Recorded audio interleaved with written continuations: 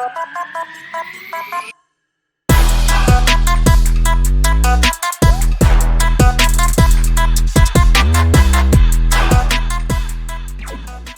right, welcome everyone. Episode 37 of the Wide Lens podcast. I've got my co-host here, John Sim, and we're going to cover the latest topics in financial markets. And we're recording this on Friday, the 17th of March, 2023. And happy National Prawn Day. Oh. Did you know that? No, that's a good one. National Prawn Day. Sophie Monkey's the ambassador. In Australia? Yeah. Fantastic. What the fuck is this world coming to? I do love prawns. That was on the news this morning. As I was getting my granola in the kitchen this morning. National Prawn Day. They gotta promote the industry, right? Mate, there are banks collapsing in the world around the world. Thousands of people losing jobs, and here we are talking about National Prawn Day. That's going to keep the economy afloat, don't you know? Got to buy and eat prawns. All right, what are we doing?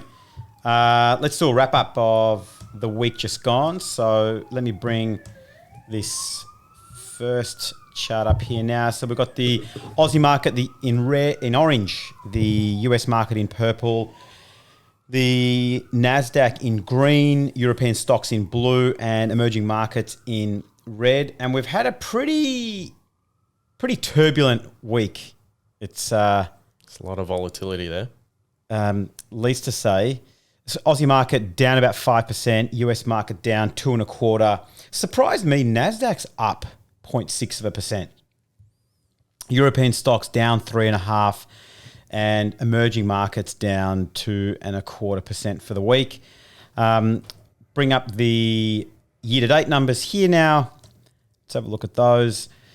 This also surprised me when I ran these numbers last night. We've got the Aussie market again in orange, US in purple, the NASDAQ in green, Europe in blue, and emerging markets in red.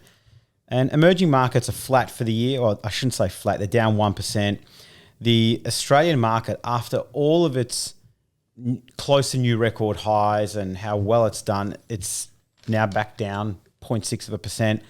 European stocks have given up quite a bit, and we'll talk a bit about Credit Suisse and everything that's going on today.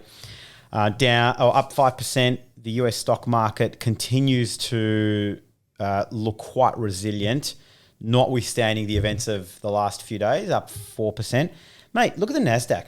It's up almost 15% year to date. Remember when 2022 there was a tech wreck? What happened to that? There? Well, there's a bit more confidence now that that rescue package has come out from the Fed as well. Yeah, there's a lot of stuff we're going to cover today, and I think most of it's going to be focused in one area. But the last couple of economic releases before this morning, which we'll touch on, we had. In the US, we had PPI miss, purchase price index. The manufacturing is starting to turn. Retail sales were broadly in line with forecasts. European stocks were about 2% down, and treasury yields were plunging. And the only asset that's rallying yesterday was Bitcoin. And I've seen some numbers in the doc that you've got, and I think this is the longest doc we've actually ever had. So let's see how US employment numbers came in pretty good last night. Oh, that was last night. Yep. So I think this image probably sums up how things are looking right now. There's just fire everywhere, smoke, acting as a ceiling on the roof, and we're having our coffee, and everything is just dandy and just fine, just fine. Look, I might hand over to you, John, and why don't we kick off with what you got for us? Over to you, mate. Yeah, look, the headlines around the world for the last week have been pretty turbulent regarding the collapse of SVB, which is a big one. The recent headlines over the last couple of days was around Credit Suisse as well, them having problems. So we've forgotten about SVB and we're on to Credit Suisse now. We're on to Credit Suisse. Well, we forgot about Silvergate. And Signature Bank actually before that. So there's been a number of banks that have failed or are looking like they're going to fail, and a massive contagion effect that's causing around the world in the banking systems. So there's, our topic today is the great financial crisis of confidence, and I think did you make that up? I read it somewhere. That's pretty good. It's a good one. It's a good one. It's a good one. But the biggest one that came out last night or the night before was Credit Suisse surging 40% after Swiss central bank's pledge funding to basically bail them out. So 50 billion francs from the Swiss National Bank, the Credit Suisse are able to borrow now, which is unprecedented. It's massive. And what's the state of play? How do you go from a failure of SVB, a $212 billion regional bank with a really concentrated deposit base to venture cap startup firms in the US, to Credit Suisse, which is one of the bastions of the world banking system, and so supposed to be one of the big organizations that are effectively allowing international trade to go into crisis. Credit Suisse, though, sorry to interject, the share price has been on a downward trajectory for the last 6 years. Yeah. I mean, it just, if that chart just looks shit. Yeah, I mean, it's been one of the sickest members of the problematic Euro banking industry, yeah. So 2010, they had a major loss on junk bond trades. Did you just turn the life support off this thing? Well, is it too big to fail? A lot of wealthy people around the world have their money with Credit Suisse. Since the GFC, this thing has gone it's gone nowhere. So the Saudi National Bank and a group of Saudi investors, they have about a 10% stake in Credit Suisse, which is that for money laundering purposes? Is that why it exists? Oh, I think it's oil money, but who knows? Who knows? But yeah, look, they've been the center of massive losses. They were involved in the Archegos Capital Management loss, which was founded by Bill Huang, who lost $20 billion in 2 days. So Credit Suisse lost $4.7 billion out of that. Greensill Capital, similar story. They lost $10 billion in funds for a supply chain finance firm. And yeah, so, they've wiped out probably 7.3 billion francs last year, and that's equivalent to a decade worth of profit for them. Yeah, so it's pretty big. So investors aren't happy. Share price has taken a big slamming. I think they're down to around $2. So what did it do? Drop 30% and then climb 40%? Was that? Yeah, over a couple of days. Literally 2 days. Yeah. So in the fourth quarter of last year, outflows were 110 billion Swiss francs. So they're going into a period of a liquidity crisis and potentially a solvency crisis as people start withdrawing their money from the bank. There's a loss of confidence. Do they eventually become nationalised? Well, potentially. It's still on a downward trend. They've still got to pledge security to access this 50 billion francs. I think they're on life support, right? They've got to restructure the business to make it profitable. The whole thing's fucked. Yeah, basically. That's it. That's the bottom line. So this lifeline, I think, puts a bit of an easing of pressure on investor confidence. And that's, are we kicking the you can can see that down in the the road? share price, right? 40% growth. But are we kicking the can down the road? I reckon. I think we are. Until they can restructure the business, make it profitable, or sell some parts of the business that are unprofitable and restructure. I think there's a long way to go for them. So we had Silvergate, we had SVB, Credit Suisse. I think there's another one as of this morning. Signature Bank. Bank. Well, this morning was Liberty? First Republic. So I don't know where First Republic sits in the grand scheme of things, but the US banks just launched a $30 billion rescue plan. So the major banks, including, let's see, Bank of America, Goldman Sachs, JP Morgan, have all put in money as deposit with First Republic Bank to stem this spiraling of confidence and this loss of confidence in the global banking it's like system. remember at school, like, your poor mates didn't have any money, So you'd give them a bit of money for lunch. Give them a bit of a handout. It's inevitable. Like you can't. That's not a permanent solution to resolving this thing. So if you remember, this whole thing started with a crypto crash. We had the tech wreck. We had IPOs drying up, and then we had years of loose monetary policy and the most aggressive rate cycle in cycle in history. I mean, has this whole thing been unfolding in front of our eyes, and we've just been blind to this rate hike cycle has basically triggered this contagion. You know, have they gone too far? Rising interest rates too fast, where basically these companies, you know, they've got long-term strategies, and you know they're investing on these longer-term strategies, and suddenly, you know, you've got rates rising so fast, their strategies can't keep up, and they can't pivot, and the whole thing breaks. Right? It's a really interesting one, but you know, when you're comparing SVB to Credit Suisse, what does it really come down to? It's the profitability of who they've been lending to, right? So Credit Suisse, you've got all these cases where they've lent to shonky businesses, and in the case of SVB, you've got basically interest rate rises stopping VCs giving startups money, and therefore startups still having this massive cash burn and needing to withdraw deposits to basically fund ongoing business operations in an unprofitable, you know, they may be in growth phase, and that causing basically the downfall of the bank. Do you want to talk about, for those that maybe aren't aware? Yeah, I mean, let's living in a cave and not know what happened. Yeah, but let's start with, I think, the crypto banks. So Silvergate and Signature Bank were, you know, they're this $110 billion bank, Signature Bank. So not insignificant. So what did these crypto banks allow? So they ran these blockchain systems for crypto, which effectively allowed around-the-clock transfer of funds. So Silvergate had the Send network, and Signature Bank had Signet. And since 2019, these banks have been responsible for over $2 trillion of digital market transfer flows. So if you think about what that is, when you compare that to how you transfer money at a traditional bank, so traditional bank, you know, there's a batch orientated system. They do it in batch payments. And typically your money takes, you know, well, now it's a lot quicker in Australia with Osco.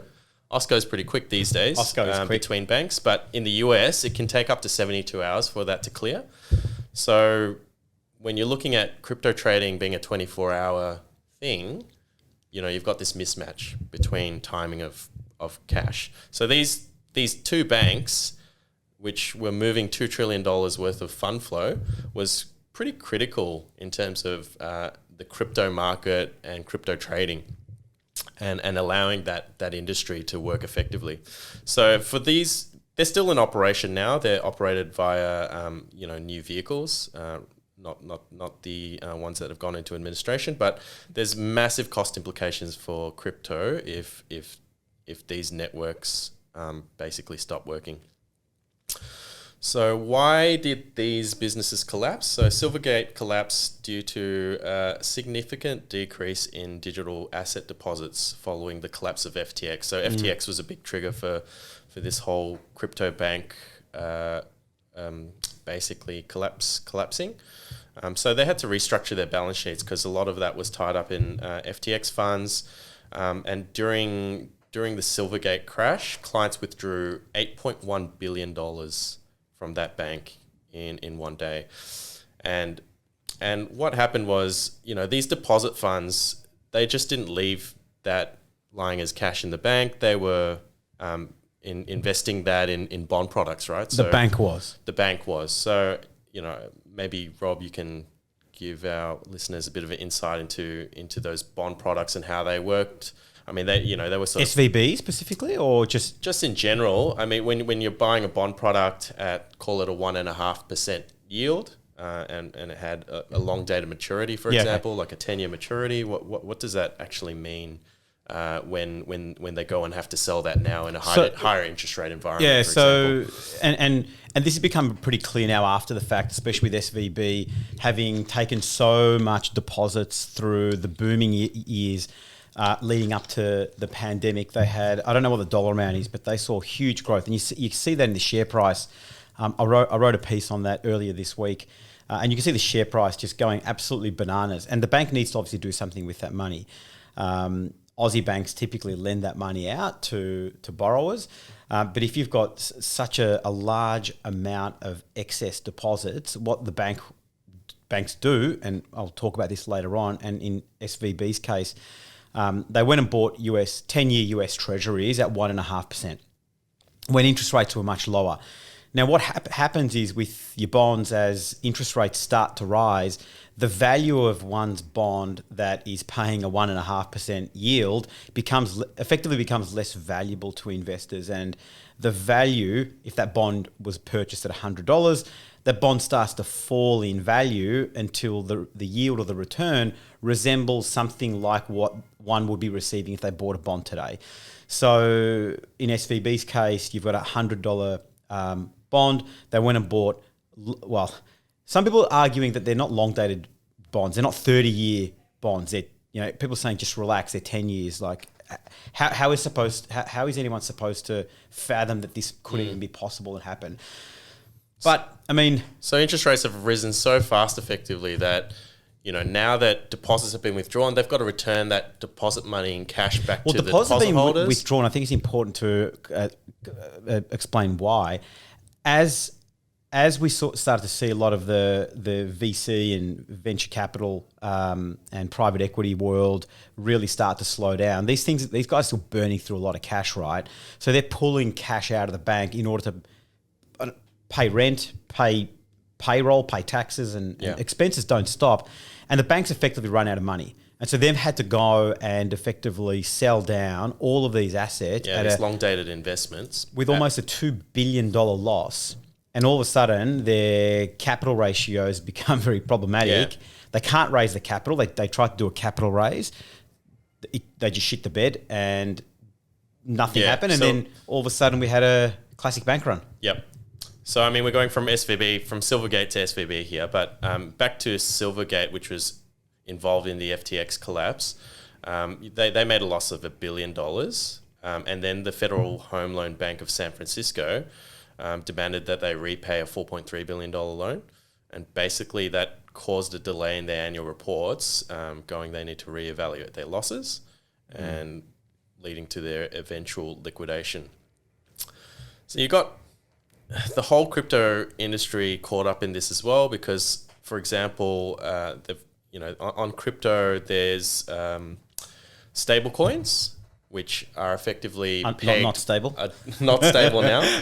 Well, they're pegged $1 to dollar with US dollars deposited in these banks, right? And basically they're losing their pegs because that money that's been effectively held up in these longer term duration bonds is now worth less, and therefore the whole thing's depegging. So at one point, USDC, which is a Circle issued stablecoin, they were falling from $1 to 87 cents.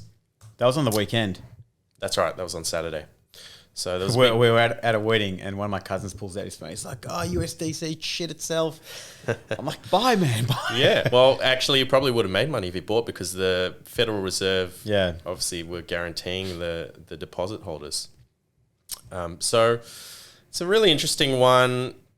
When we look at crypto now, if we bring up Bitcoin as a graph, that was up since this news last week. It's gone up 31%. Which is that one of your technical charts? That's one of my technical charts that I love looking at. TradingView, great platform. It is good, actually. Yeah, really good. So why is Bitcoin up? So number of reasons. There's insulated networks like Bitcoin. They're now looking more attractive because people are looking at stable coins and going, well, there may be a further contagion risk with stable coins holding deposits in these crypto banks. And so that's a big one. The other one is that confidence was really rattled, and so there was, if you look for the prior few days before that, there was a big drop when consumer confidence was rattled. But now that the US government's propped up the banks, that's increased consumer confidence and confidence in the market, and naturally, Bitcoin kind of does follow consumer confidence, and that's back up as well. So none of this has changed what Bitcoin resembles. In other words, a risky asset. Yeah. Yep. I don't think that's changed, but I think there's been a shift from people holding their money in stablecoin and now flipping that potentially into Bitcoin. Where do we close at? 25,000. Yeah. Yep. So I think it's actually up for the year as well. Maybe we've got to add Bitcoin to the market wrap charts every. Yeah, should see where it's going. So let's move on to Silicon Valley Bank. We've sort of touched on that being a big VC startup bank, and with VC investing slowing due to rising interest rates and lack of growth. Startups burning through cash and basically, yes, similar story with the bonds. They invested in a lot of long dated bonds without any hedging, which is probably not a smart move, knowing where interest rates are going.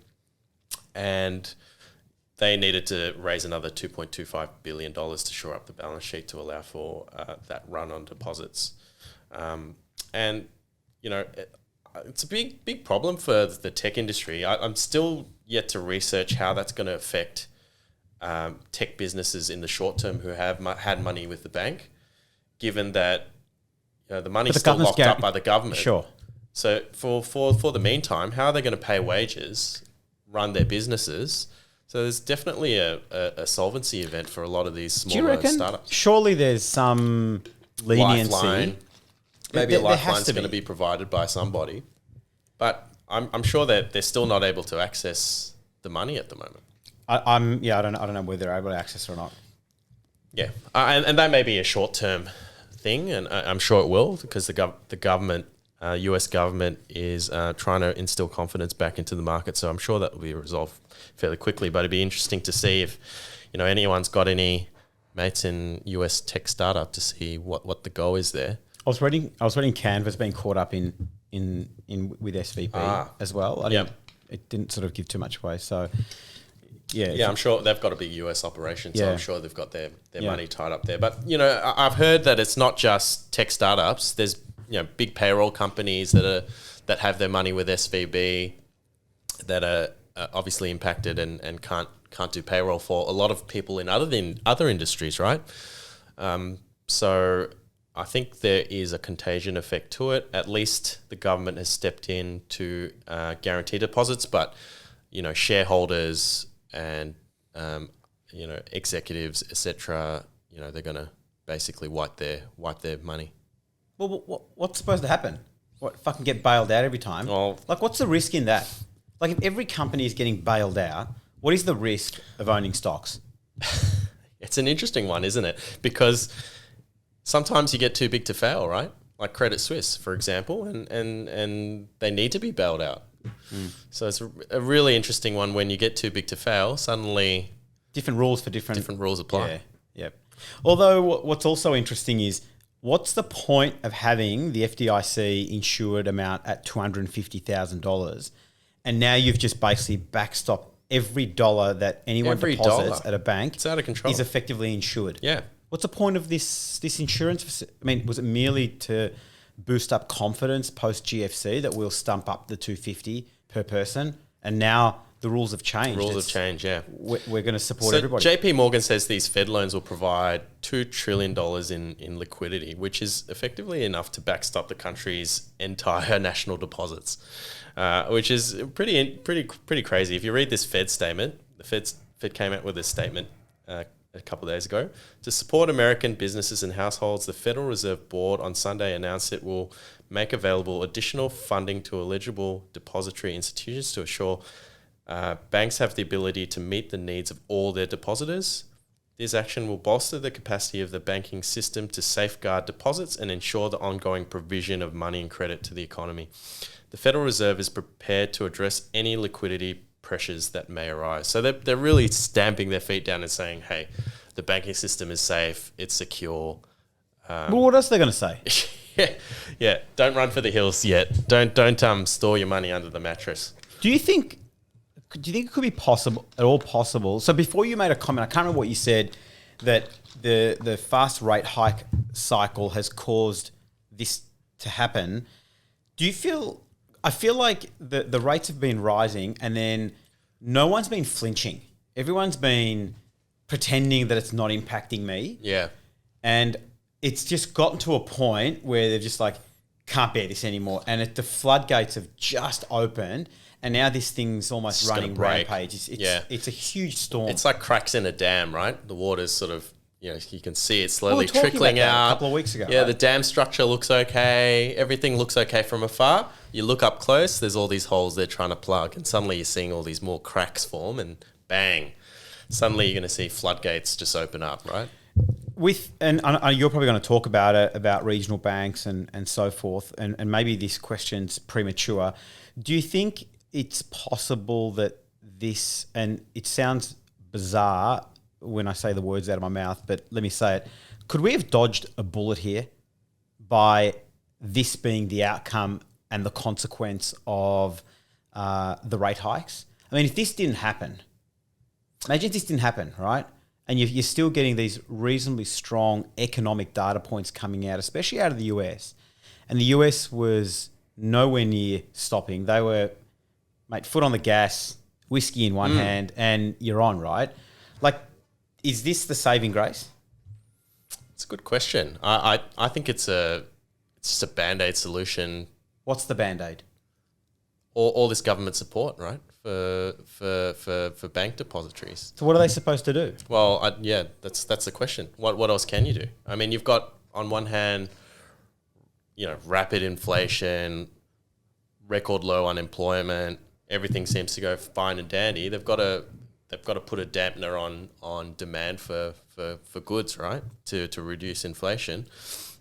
But that's now causing all these other issues in the banking sector, right? I don't know. Confidence to me still is quite low. I think it's quite a fragile system. So the banking sector as a whole seems pretty fragile. And if you look at how quickly this happens with the contagion of confidence and how quickly people are moving now, it's like the speed of light. People are just going, yeah, let's put in a TT RTGS request and draw all our money out of the bank, and suddenly you've got a bank run, and the whole thing collapses, right? You don't have to line up outside of a branch anymore. Right? No, you don't have to line up for your money, right? You just basically go bang, bang, bang, online request, and things are happening at the speed of light, like really quick. So once there's a loss of confidence, I think things can happen pretty quickly, and the way that they've backstopped this very quickly and put these measures in place, I think is big kudos to them for doing that, because the ECB, otherwise this contagion could have got a lot worse. Well, the ECB came out last night. We were chatting last night. This morning they came out and raised by 0.5 percentage point. So we're the euro cash rate's sitting at like 3.5% now. And I feel like they've always sort of been a little bit behind relative to that of the US and Australia as well. So I feel like if they hadn't, they're still sitting on the lower end of the cash rate spectrum. If you look globally, in a statement, the ECB acknowledged financial market tensions, quote unquote, and it was ready to step in as necessary. Quote, the euro area banking sector is resilient with strong capital and liquidity positions, the statement reads. The ECB's policy toolkit is fully equipped to provide liquidity support to the euro area financial system if needed. Missing from the statement, however, were hints about what the ECB will do next. They go on to say the euro area's inflation problem began as one of the largely stemmed from the fallout of Russia's invasion of Ukraine that drove up energy prices. Now its inflation problem is starting to resemble that of the US supply-demand imbalance. So do you think inflation is going to be higher for longer? What's your view? I mean, I don't know.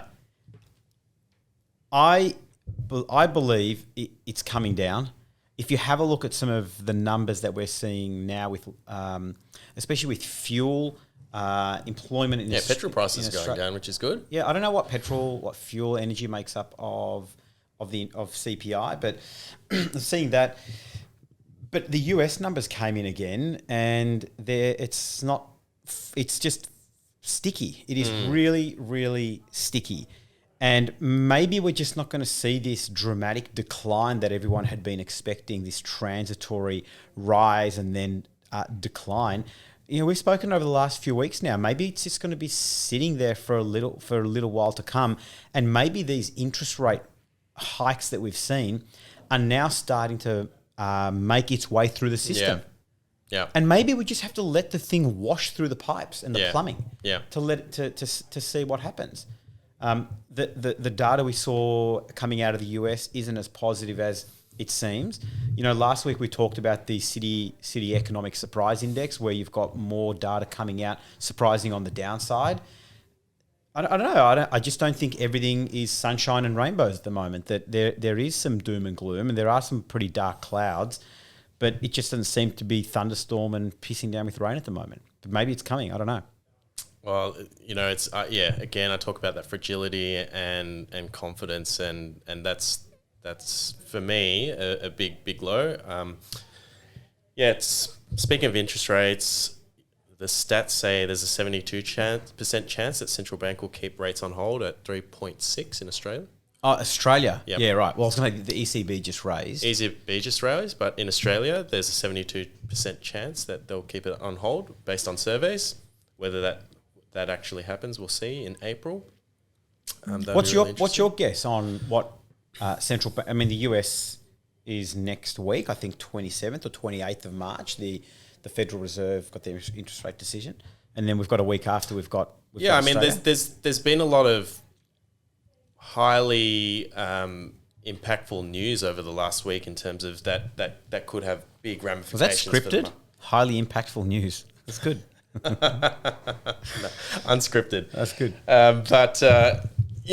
I think it would be remiss of the RBA not to wait and see what the implications of all this is, and hold for a little bit to see how it all plays out. Can you imagine the world's falling apart and then the Federal Reserve raise interest rates again? Yeah, that would be wild. Rates, knowing what we know now, in the absence of any other new information that is supportive of a rate hike, surely rates stay on hold. Yeah, they have to. Yeah, they have to. Well, probability says they should be on hold. So that's an interesting one. I think for Credit Suisse, there's still going to be profitability challenges going ahead. So this is, again, feels like a Band-Aid to say, hey, look, the Swiss central banks are willing to prop Credit Suisse up, but I think until they get back to profitability, there's still going to be a little bit of a shock in confidence in terms of whether people continue to fund Credit Suisse. Do you remember when Kevin Rudd stumped up the manufacturing industry in Australia? And everyone's like, dude, this thing's fucking dying. And he spent $2 billion or something, or 1.7. Yeah. Can't remember the number. Do you feel like, if you have a look at SVB's share price, it was telling you something well and truly in advance. I don't know who these people were that were selling well and truly in advance. Credit Suisse stock price is telling you the same thing. It's just been on a downward spiral ever since. Do you think what's happened now, and in light of what we've seen, do you think the financial industry or the sector has changed forever in terms of? I think these banks have made.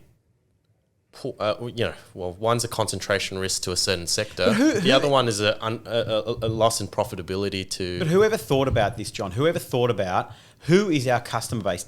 Have you ever read or seen or heard of an analyst talking about customer base concentration risk? I've never. I have. Yeah. When you look at S&P ratings for the banks.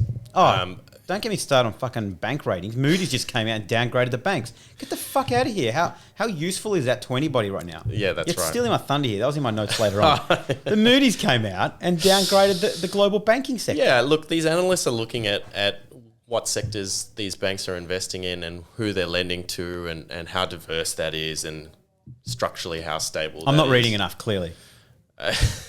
I used to work for the banks, so I do know that there's a big focus on capital controls to certain sectors and how much and where those funds flow. So some banks are obviously doing it better than others, and some banks are profitable and some are not. And I think the ones that are not profitable are obviously going to take more of a hit in terms of loss of confidence and run on deposits. So that's my 2 cents on where you should be looking in terms of a contagion effect for again, a run on the bank. So Bank of America, quote Bloomberg, Bank of America mopped up more than $15 billion in new deposits in a matter of days as customers fearful of a spreading crisis from the failure of these smaller lenders sought refuge in the firms seen as too big to fail. Yeah, look, I it's like a flight to safety, right? And you need a strong banking system to promote growth and innovation and continued GDP growth, right? And so the banks can't fail, but at the same time, I think of a tree that needs to be pruned. You need to cut some of these, dead parts off to inhibit new growth. And banks that are not profitable or haven't been doing well, there's a reason for that, and people are voting with their dollars and moving their money out. Do you think there's a distinction now between, so the GFC, everybody was vulnerable. It was game on and there was nowhere to hide.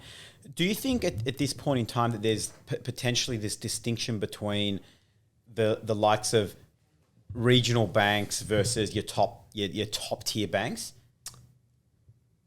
I think after the GFC, there's been a lot of new regulation that have put in place effective guardrails to prevent, big banking crisis. So if you look at this next graph on US bank failures, you look at after the GFC. I mean, there was a lot of banks in 2008 to 2012, US banks that failed. So, in 2009, there's over 135, 140, I think it was 140 banks that failed in the US. And, there's basically Basel requirements globally, which is an international standard for capital requirements and liquidity requirements that were put in place to ensure that banks had sufficient liquidity to meet a big withdrawal of deposits to a certain extent. And as you can see, that's had a positive impact on US bank failures over the next sort of decade. So I think there's a lot of now safeguards in place that have protected the banking and financial system since the GFC. But it seems like things are moving quickly. So if confidence is low, then it can still happen. But the US have stepped in. Where do you put your money? Bitcoin? I've still got a little bit of money in Bitcoin. I think I do as well. Good to see it going up. But, well, the US government's saying you can trust the banks and your deposits are guaranteed. So, look, I think you're right. Once there. that trust has deteriorates and is gone, it is incredibly difficult to try and win that back. And then, if you don't have a strong, fluid and working banking system, we've got big problems. Yeah, massive problems. So inflation will be the least of our issues. Everything will probably, inflation will go up because things will stop working. Do we know what happened to bondholders with SVB? Like where all that sits? No, I must admit I don't know. No. You don't know? I assume they're ranking behind deposit holders. So if there's any money left over, Well, there's no money. There wasn't even enough money for the deposit holders. well then it's wiped, I assume. Safe bonds. Safe bonds. Safe bank bonds. Yeah, that's right. But I think bottom line is more bailouts are inevitable. Are we just going to become more indebted? Is the US going to become more and more and more indebted now? I mean, we just can't. Well, look at they just keep raising the debt ceiling. I don't think they can stop. And do you think then the I think a third of their GDP goes to paying off their interest bills. Their own debt. Their own debt. And then another third goes to their war machine, and then a third goes to improving the economy and infrastructure. Great, 1/3. I remember post-pandemic, the GFC I think was a turning point where we noticed governments and treasury becoming more and more engrossed in just the financial world, right? They talk about price stability and full employment. They've got two mandates, but it appears that they've got these unofficial mandates that seems to have broadened their scope of work or involvement. The GFC, and then we saw COVID, where the US started going and buying bond ETFs. And I feel like they've become so engrossed and ingrained in the everyday developments of the financial world. Again, this is yet another example of really sticking your boots into this thing and becoming far more engrossed in it all. That you just, over time, you can't pull yourself away from it anymore. Yeah, you're more than dating. You're married, and you've got your vows and whatnot, and I just can't see how we go back from here. Yeah. On another topic, what's your view on ETFs and if they're going to continue to be a good place to put your money? Why would they not be a good place to put your money? Well, I mean, they've been doing well in I liken it to the situation where, a high tide lifts all boats, right? Where, during an interest rate decreasing environment, basically bonds or equities? Like, what are you talking about? Yeah, call it equities, equity ETFs. That tide's lifting all the boats. So the whole ETF market's, racing up. But in a rising interest rate environment, is it better to go, more concentrated, specialized, specific, and try and pick winners? Because, will the broader overall market continue to do the growth that it's done in the last sort of 20 years, right? I think it depends on the asset class. Like, we've talked about unlisted alternative assets. I mean, there's no real index or market for that. So it's impossible for you to go and effectively put your money into like an ETF-like vehicle to give you that exposure. But I hear this question all the time, and not disrespect to you, I think it's a dumb question, because an ETF is simply a reflection and a mirror of whatever market it is that you're looking at buying. And so it's just the exposure. And so if we're saying that, do we think ETFs are not going to work in this environment? What we're saying is the S&P 500 is not going to work in this environment. The NASDAQ composite on the NASDAQ 100 is not going to work in this environment. And so if that is your view, then sure, you can go and find specialized stock pickers to go and do that. But if you have a look at the data, and what the data tell us is that they've done an incredibly poor and inconsistent job at doing that. Yeah. Every year you hear this year is the year for stock pickers. This year is the year of stock pickers. And yeah, there are select years that year is the year for stock pickers. But to go and say that every single year it just becomes the boy who cried wolf. You just don't believe them anymore. And when you have a look at the data, I don't have the data in front of me, and I'm happy to show you offline. Yeah, that's right. But active funds management in certain asset classes, especially equities, because it is so information rich, it is so liquid, it is so what's the word? It's just a market that you just can't, like, what's your edge, man? Like, there is so much rich information that's readily and publicly available that it makes it difficult for you to get ahead of the game. Having said that, if you look at the bond market, for example, there are segments in the bond market where simply going long on an index there are pockets where active management does work and does help. I mean, one of the questions that's been posed is, who the hell was advising SVB to go and buy long-dated treasuries? Yeah. Especially when rates are rising. Yeah. I mean, we do that in our wealth management firm. We went short duration some years ago because of where things were at. And, I mean, if wealth management firms doing that, it's nuts. It's the fucking 16th biggest bank in the US. Why the hell are they doing unhedged? And unhedged. And I've got a chart on this later on. So to answer your question, I think what you're asking is more so to do about not so much ETFs, because ETFs are just a reflection of the market. That's all it is, right? Are we going to be better off trying to pick active managers that are going to do that? I mean, intuitively, the answer is yes. But when you go back and have a look, the data tells you that it doesn't work. They just over long can't durations. do it. Yep. I mean, over long periods of time, and I say long is 5 years, you've got something like 70 to 80% of active managers underperforming their benchmark. Yeah, I remember we talked about this, yeah. Like, I just, they are not odds that I would go and roll the dice on. If I'm at the casino and the casino's telling you you've got an 80% chance of loss, 20% chance of winning, like, would you take those odds? You're fucking insane to take those odds, right? You're drunk. Yeah. So I would apply that to investing. Same thing. Sorry, No, that's good. I digressed, so that's good. You're firing me out with that because people talk about it all the time. It's just rubbish. It's absolute garbage. Can I put a chart up? Yeah. Similar chart to yours from Deutsche Bank. This is FDIC insured deposits, deposit taking financial bank failures since 2001. It's the exact same chart that you showed from Bloomberg, and the light blue color is the number of bank failures. But what I wanted to bring up this one for is because they have total assets in dark blue or in black. And what's interesting, even though we've continued to see even though it's been falling, downward sloping number of bank failures, I mean, have a look on the far right-hand side now. You probably can't notice that. But that is effectively, I mean, we've had 2 bank failures.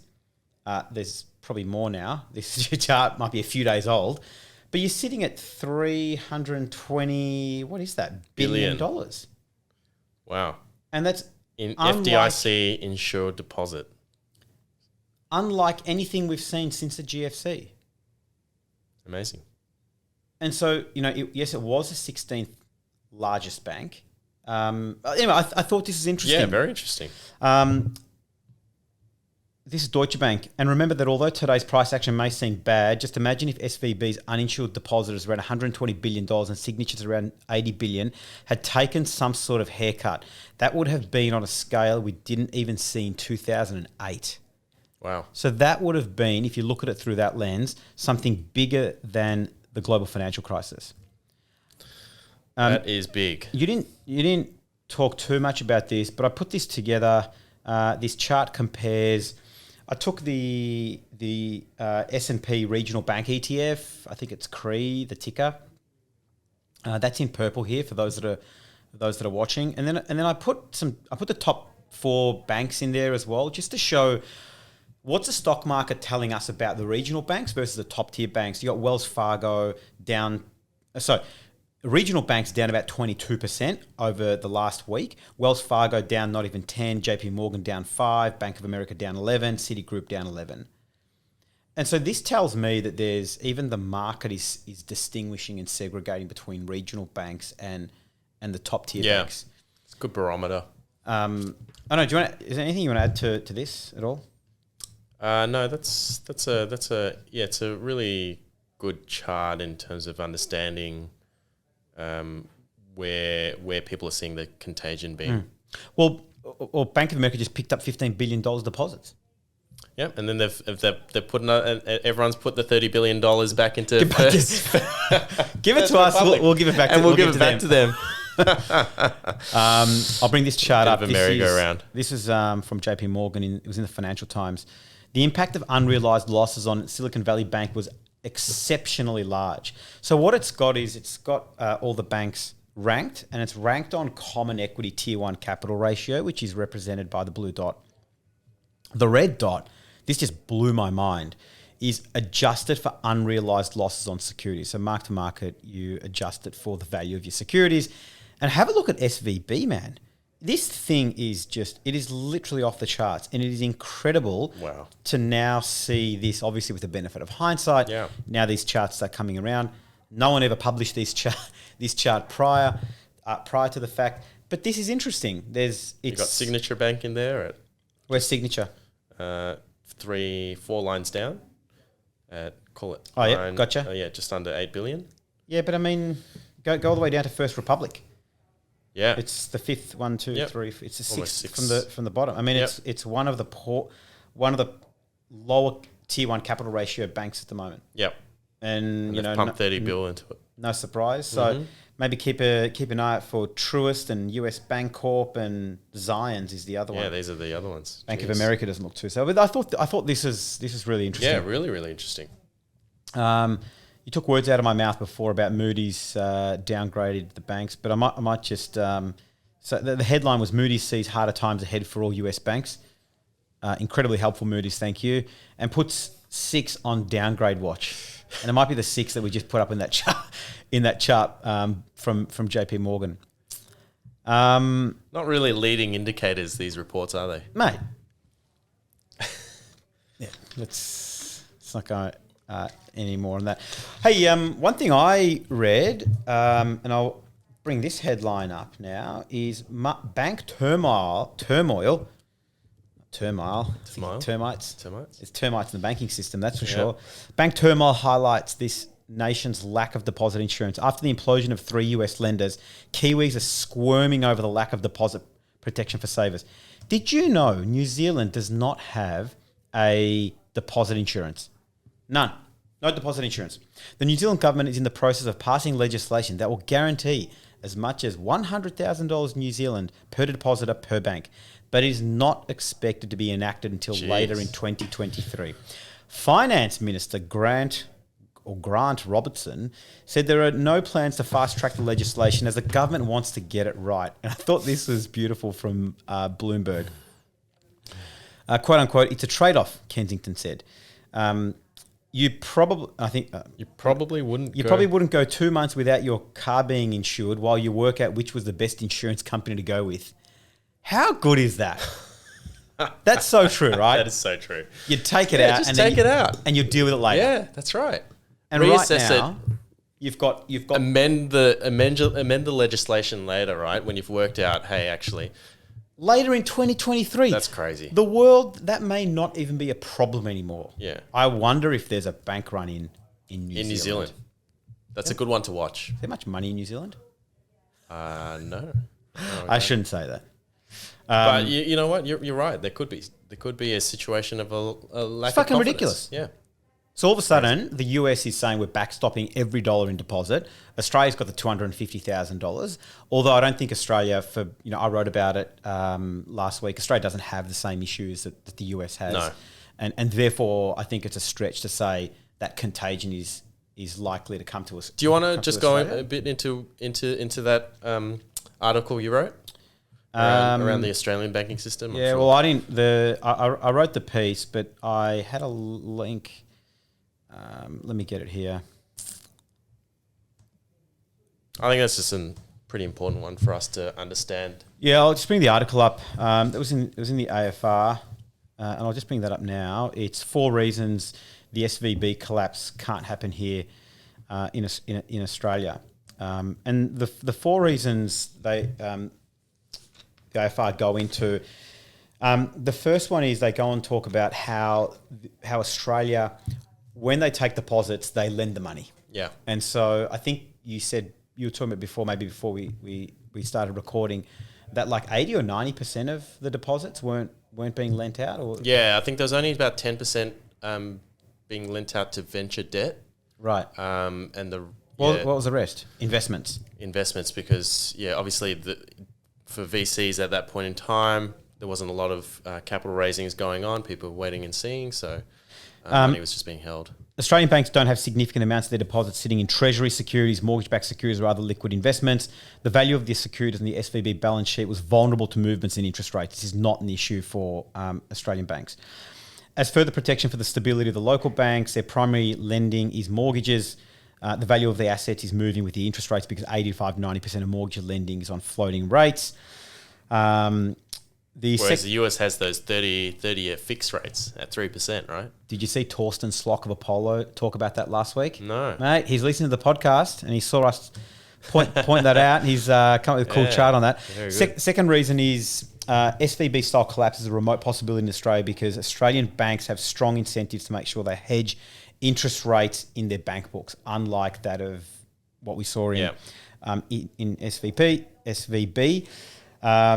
The other thing is APRA. In the US, there are a number of effectively authorities whereby I don't know if you can choose, but you sort of fit into which authority that you need to abide by. Whereas Australia, you've got APRA, so that's just the one, and you got to listen to abide by all the rules.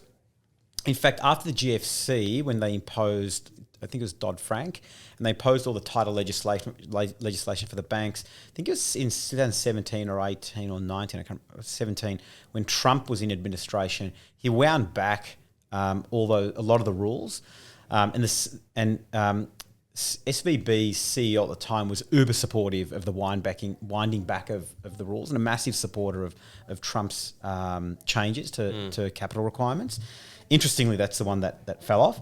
Third reason for SVB-style disasters should not happen here is the dominance of sticky retail deposits. Australia does not have the lumpy, concentrated deposits found at SVB. Fourth reason is that Australia does not allow a bank to choose its regulator, or ADIs all have to abide by the same regulatory regime. So, which I think there are four really key and very concise reasons why that SVB issue we shouldn't see something like that in Australia. But poor old New Zealand. I mean, if I had my money there, I'd probably pull it out, and I don't know, what would you do with it? Put it under your bed? Move to Australia. Mm-hmm. Do you want to add anything else there, or do you want to jump into what's going on with interest rates? What's going on? Yeah, let's talk about interest rates. Cool. Let's jump over here. So we've now seen the US Treasury. It was 5.06% just 8 days ago, the 2-year Treasury. Now we're sitting at 3.93% as of this morning. And so now it's implying Feds are going to be cutting rates pretty damn quickly. Whether they hold and then cut or cut straight, I don't think they'll cut straight away. But I'll bring this chart up now. The amount of turbulence we've seen and volatility we've seen in the Treasury market is almost unprecedented. This is bespoke. Today's move is on pace to be the 5th straight day that the yield has moved more than 20 basis points up or down in a single day. To put that move into perspective, the only other time that 2-year has had as many 20-day basis point moves in succession over the last 45 years was in December 1980. Outside of the early 1980s, there has never been another time when the yield on the 2-year even moved 20 bips for 3 consecutive days. 2-year treasuries have always been one of the most stable asset classes across the financial spectrum, but they've failed on that front lately. Wow. I mean, that just goes to show like the force this has had on the financial markets around the world. I mean, it's easy to point the finger at SVB and say, you idiots, why were you so concentrated with your customer base, and why'd you put your money into bonds? But who the fuck would have ever thought this would have actually been possible? Who would have fathomed that this was actually a risk?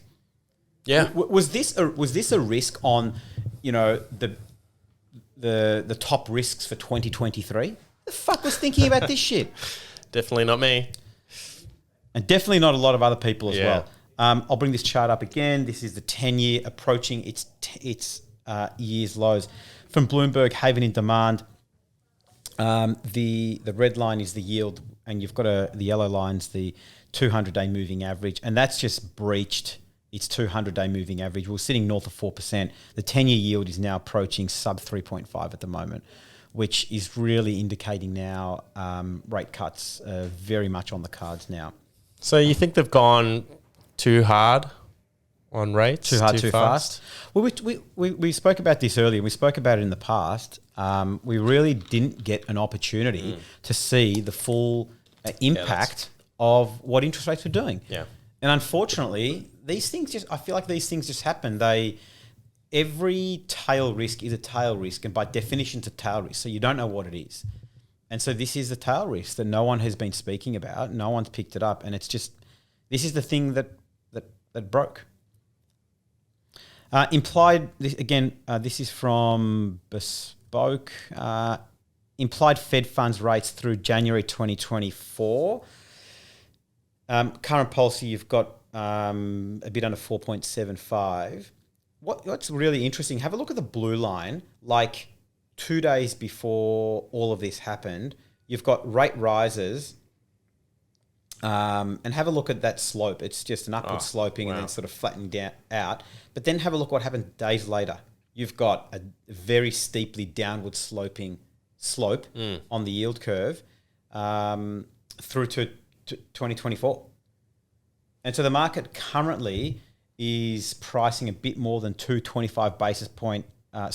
They were pricing in a bit more than 225 basis point rate hikes, but today they're pricing in 2.5 cuts.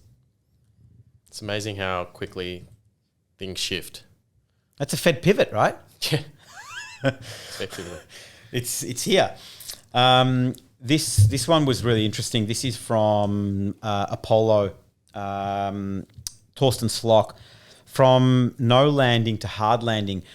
Torsten glows on, I'll quote Torsten now. When the facts change, my views change. A financial accident has happened and we are going from no landing to a hard landing driven by tighter credit conditions. Small banks account for 30% of all loans in the US economy. I did not know that. Wow. And regional and community banks are likely to now spend several quarters repairing their balance sheets. This likely means much tighter lending standards and firms and households, even if the Fed would start cutting rates this year. With the regional banks playing a key role in US credit extension, the Fed will not raise interest rates next week, and we have likely seen the peak in both short and long-term rates during this cycle. And he goes on to say in this chart that we've got up here now, tighter credit conditions are coming. All banks to the right of SVB are likely to immediately start reorganizing their balance sheets. You have a look at their percent of cumulative assets. Have a look at JP Morgan, 15%. Bank of America, 26%. Citibank, 34%. Wells Fargo, 42%. And then you've got SVB at 63%. First National Bank of PA. What's PA? Pennsylvania? 80%. Yeah. Man. Wow. There's potentially... This could potentially be a massive domino effect. Yeah, massive. So it's risk off for these guys, effectively. 100%. So liquidity should be tightening up. I think we're already seeing that. Yeah. Throughout all major markets. Yep. That's going to have some... Well, we've seen that in Australia. We've seen lending growth just shrink and shrink and shrink. We've seen auction clearance rates start to rise. We've seen prices start to flatten out and more recently start to edge up higher. But I think all of that needs to be supported by lending growth. Unless lending growth's coming in, that's right. I think that's quite fragile. Although, having said that, we are now starting to see immigration jump significantly. We've got new laws coming in effect next year that's going to open the gates to the migrants from India to come in as well. And, mate, once they're here, they're not going anywhere. No. They're going to do whatever they can to stay. And so that's something to watch over the next few weeks as well. I've got a few other things I was going to cover, but look, it's probably just regurgitating some of the other things we've talked about. I'll bring this one last chart up, actually. It's the yield curve in Australia, where the blue line is as of last night. And what's probably the key takeout here is the green dotted line where we were 1 month ago and the orange dotted line where we were 6 months ago. We have seen a massive drop in rate expectations. So again, interesting to see what the RBA does. I'll put my money on the fact that it's probably going to hold. Yep, me too. Do you want to quickly have a look at director's cuts? Yeah, got an interesting one on director's cuts today. So Africa is gradually splitting into two. Look at this image. What is happening there? It's massive. So the Somali and Nubian tectonic plates are slowly disintegrating from each other. Wow. While the Arabian plate continues to pull away. So it'll take between 5 and 10 million years, with fault lines widening 7 millimeters every year. But eventually the continent will be split into two subcontinents. It's pretty crazy. It means landlocked countries like Rwanda, Uganda, Burundi,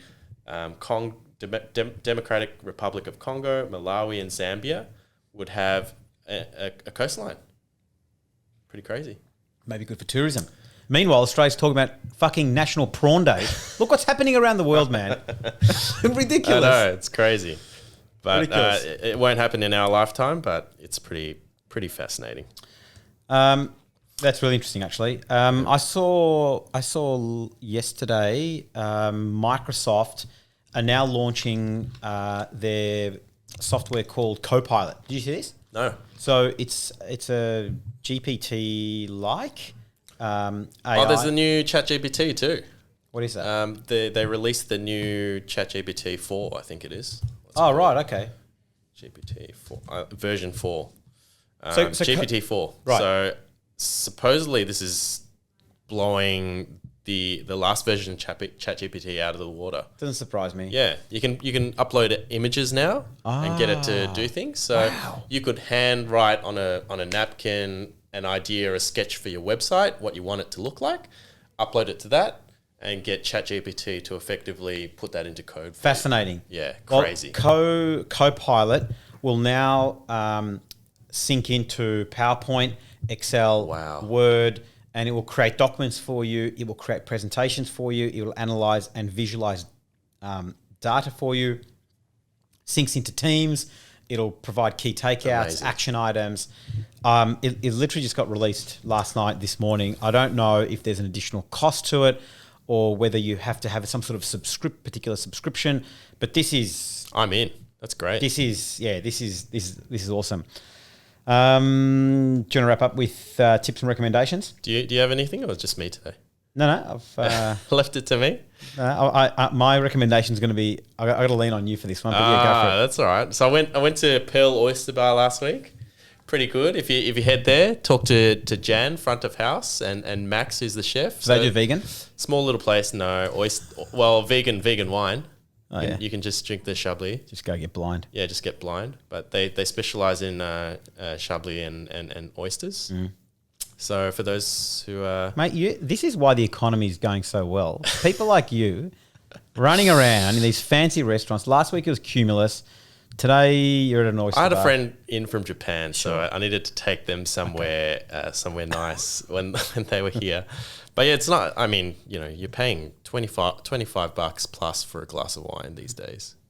Good wine. Crazy, right? It's crazy. Absolutely insane. I mean, they've got some pretty nice stuff here. If you're into oysters, they temp control all their oysters and strictly open them to order. And there's some crazy varieties that they've got there. They've got a 5-year-old Rouge Moonlight Flat oyster, which is, I mean, you don't eat oysters anymore, but delicious. Before I went vegan, You never ate them? No. Didn't like them? No. Didn't like that? That slimy texture. Not for everyone, but delicious. They also do a made-to-order beef tartare, which is a winner. Yeah, right. And yeah, for those who like their Chablis, it's they've got some really good varieties, some good ground. I'll make sure to share that for the non-vegans to go and visit the oyster bar. Yep. I got 1.5. My recommendation is going to be that wine we had last week, that red. Ah, yeah. Man, you like that? Like I went home. I said, Deborah said, John picked this wine. It was so good. So that's my $88 a bottle. Yeah, $88. That's good. Well, and out as well, so probably cheaper at home. But that was a that's my recommendation. What was that? Tell us about the red wine that we had, because that's my recommendation. All right, so that was I'll have to while you're read into the region. So Gamay is a purple-colored grape variety used in red wines, notably grown in the Lior Valley, and yeah, it's an old style vine. With its sweetness is it's a dry wine. So yeah, I'm just doing a bit of googling here because I'm not a extremely wine connoisseur, but we'll put a link to the wine. It's bloody good. Next time you want to try it, have a go. Finally, I went through. We finished swimming last Friday with the boys and went through to Box Hill to go have some dinner. And you know how Box Hill's done like a massive revamp of their food court and whatnot. I don't know if you've seen this. There's this place, they do there's fried food and they've got other things. In the glass window in front, you know how normally in Asian restaurants you see the guy making, or the lady making noodles and wontons and whatnot. In the glass there is a robot hanging off the ceiling, and it is this ginormous robotic arm or arms. It's a fryer. This thing, it just comes down and it has a sticker. It says, "I never over or undercook." Oh, wow. And I should try and find, I took a video of it. And so it picks up the chips into the basket, picks up the basket into the fryer, and then it slowly turns around to the next fryer, pulls the cooked ones out, Fantastic. Shakes it and puts it to the side for, the people to do whatever they need to do, then keeps going. This is unemployment. This could cause unemployment to go up. Unemployment is going up. Although there's a funny one I saw the other night as well, where it was a similar machine but a hot dog one. So it'd pick up the hot dog and try and put it in the bun, and it stuffed it up and it just wouldn't go. It's like the useless employee. It's like, fuck off. Good times. All right, awesome. I think we're done. We're good. It was a big one we covered today. So check us out on Spotify and YouTube, and we'll catch you guys next week. Thanks, guys. My name's Robert Baharian, and I'm the founder and CEO of Baharian Wealth Management, AFSL 526798. The information contained in this podcast by me and or our guests may include general advice and does not consider your personal circumstances. You should seek personal advice from a registered financial advisor who can consider whether the general advice is right for you.